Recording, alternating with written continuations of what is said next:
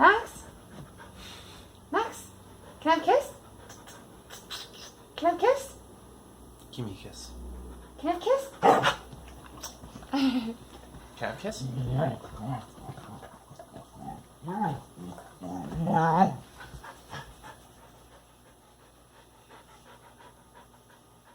You're a good boy. This video is going to be about you. Hi everyone, so it's Miranda, Corey, and Max. This video is going to be about our doggy here. How old are you? How old are you? 4? You're going to be 5 in January. Give me a kiss. Give me a kiss.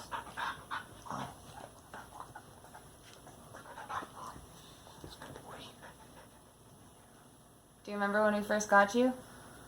And you were all shy and nervous and scared of everything? Okay, so what was it? We got him 5 years ago, January? Yep. 2016. Yes. We started. Okay, so his birthday is January 26, 2016. I don't really like dogs at all. I had one dog named Louie, and he was super cute, but I had him when I was like 3 years old, and we had to get rid of him, I think, when I was 4, when we first moved to Alberta.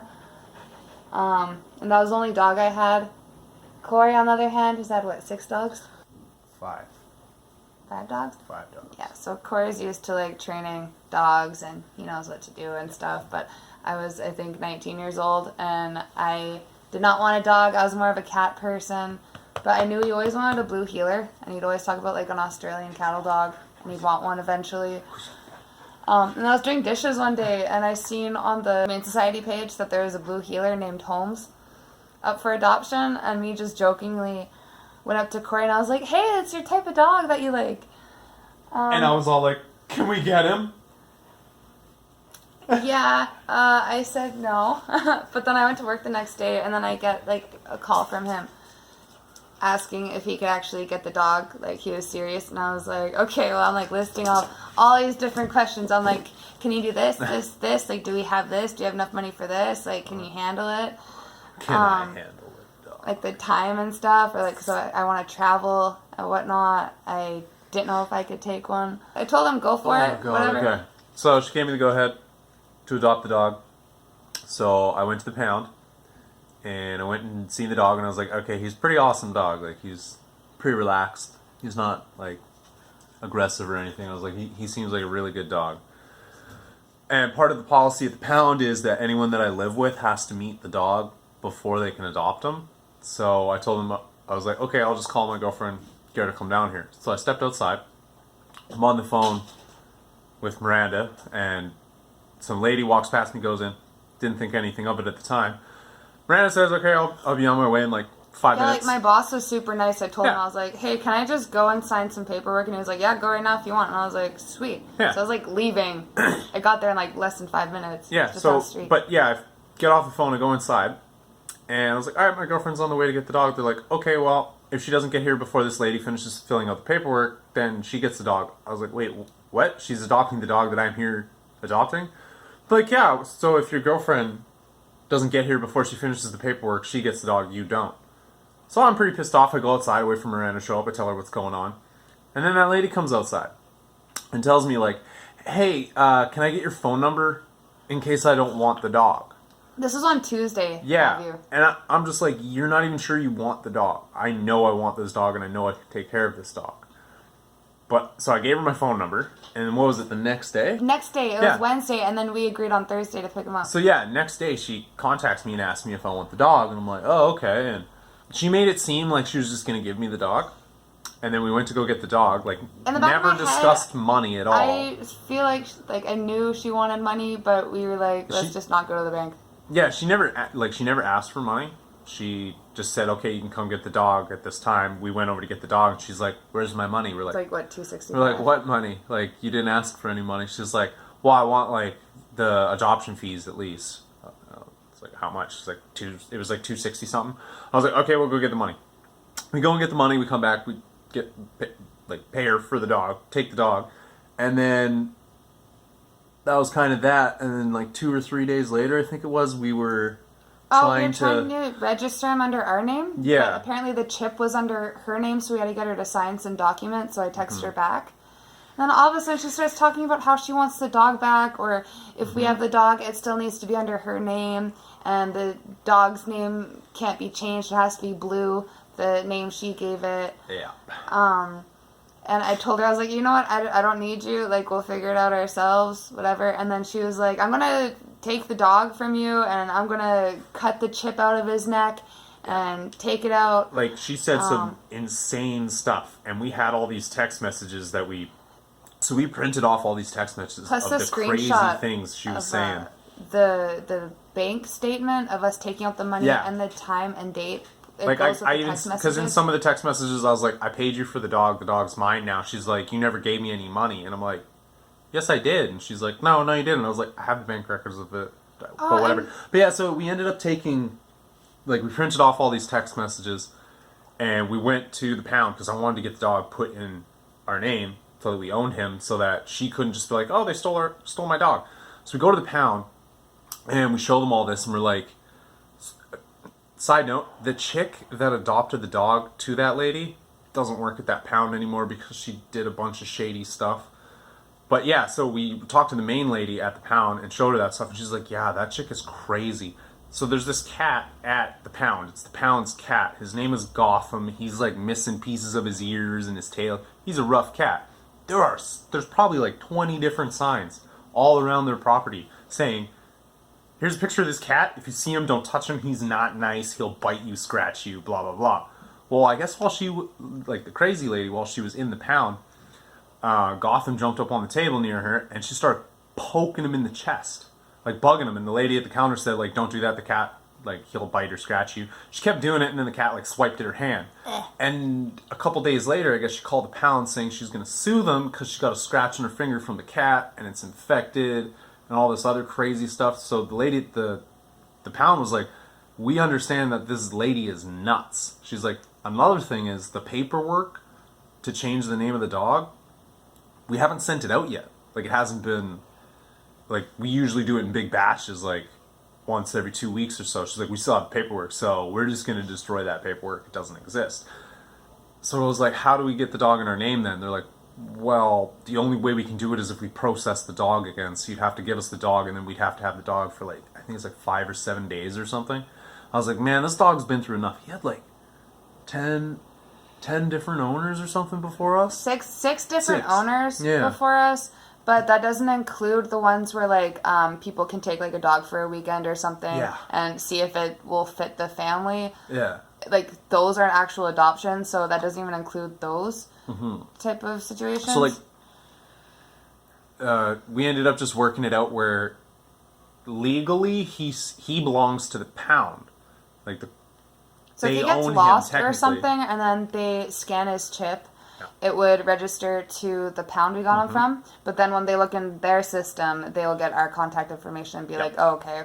And then there are notes on our file About what about the happened. occurrence. Yeah. But throughout that whole experience, it lasted, 7 months with this lady? She would constantly call our Stalking phones. us. When we first got him, I understand this with like other owners, I guess. Like they just wanted to know if our house was suitable enough. So, I don't know. We said She we lived wanted in a to know where we live and how to break into her fucking that home. was later. But she wanted to know, like, we explained that we have a nice yard, like, open space, like, he can go out. We do live in a trailer. But then she knows what we drive because we picked up the dog. And then she has friends in the trailer park we were at. So she like, knew we were in that trailer park. We did mention it, which was kind of stupid. Yeah. I think I mentioned it. I don't know. But we mentioned the trailer park, and she knows what we drive. So I was, like, constantly worried, like, about even leaving him home while I was at work. Like, I wasn't sure if she would actually break into our house. She, like, threatened us. Constantly calling his phone. And what was it? The job I used to have, like, I could look up people, look up their names, where they live, their numbers, whatever. Like, I could just find that. I'm good at it, I guess. I found out her full name, her, like, family members, found out her address and her phone number, and I found her on Facebook. I screenshot a photo of her, texted it to him. That's and how I then got her to stop messaging us. Yeah. I sent her a screenshot of her Facebook page, and I was like, I know who you are, I know where you live, like, leave us alone. Like, this needs to stop. And then at that point, she was like, okay, I'm sorry. I'll stop bothering you and blah, blah, blah. She kept texting me wanting the dog. I was in Romania at this time, but Corey calls me. And your experience at Walmart? Oh, yeah. Okay, so I had Max in my car. And I went into Walmart. I was in there like a couple... And the thing is, I didn't even park like close to the front door. Cause I don't know. I just parked in like the middle of the parking lot. But yeah, I come back out of Walmart. I'm only in there a couple minutes. And as I'm walking up to my vehicle, her vehicle is parked beside my car. Like, so it's her car and then my car's past it. So it's like blocking my view of my car. But as I walk around her vehicle, I see her like trying to open the passenger side door of my car. And then she looks up and sees me and like, oh my God, and like goes around her to her vehicle.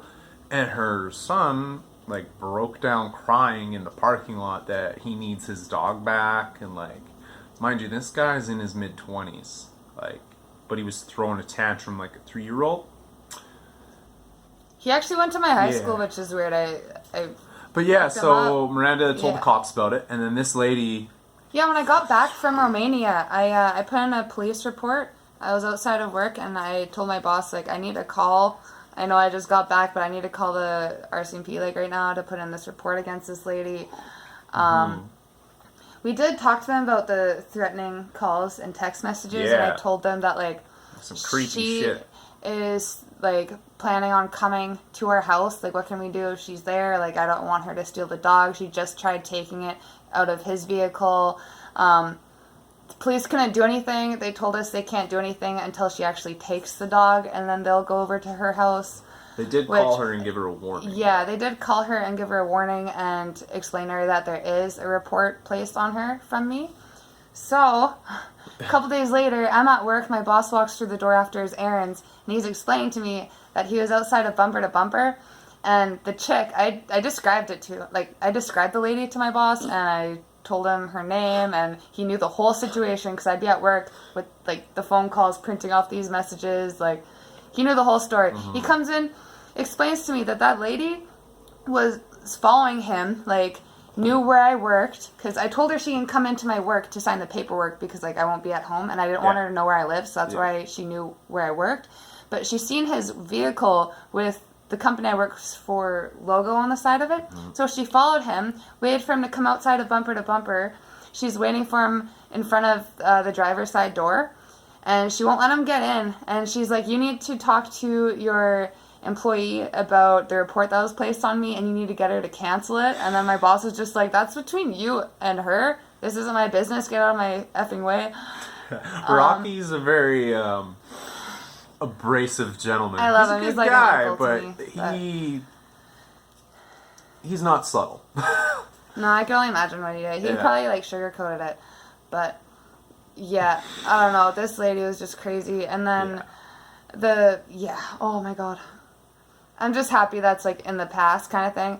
Like, even just chatting, I'd be like, babe, if she comes to our doorstep and, like, trying to get into our house or something, I'm going to, like, take the bat to her face. And you're like, no, not the face. You don't want to kill her. Take it to her knees. And I'm just like, okay, I'm just, like, overreacting right now like a mom or something.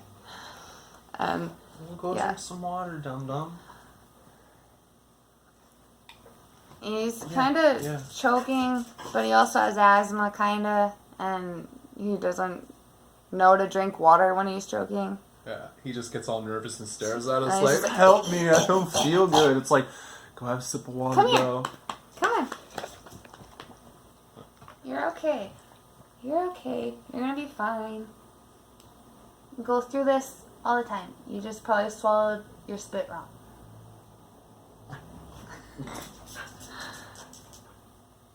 What? Oh. Okay. So yeah, we did have him. First 2 months were kind of crazy. He would chew everything.